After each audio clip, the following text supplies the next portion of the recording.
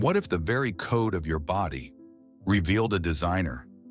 This man led one of the greatest scientific projects in human history. He didn't believe in God. In fact, he thought faith was irrational. But then, a dying patient asked him a question, and that question led him to something incredible. This is the story of the scientist who found God through DNA. Francis Collins was born in 1950 in rural Virginia. His home was filled with creativity, not Christianity.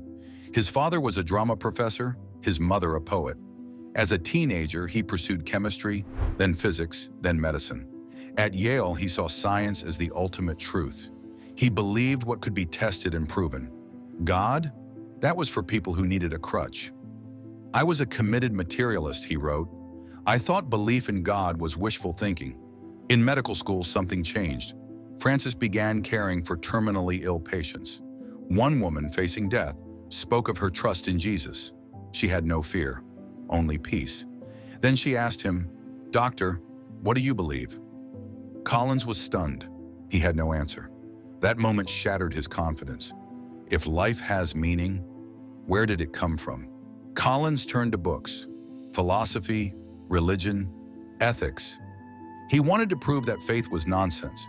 But the deeper he searched, the more he was challenged. C.S. Lewis's Mere Christianity hit him hardest. Lewis argued that morality, the universal sense of right and wrong, must come from outside ourselves, and science couldn't explain that. I had to admit, Collins said, that the evidence demanded a verdict. In 1993, Collins was appointed to lead the Human Genome Project. He and his team decoded all 3 billion letters of human DNA.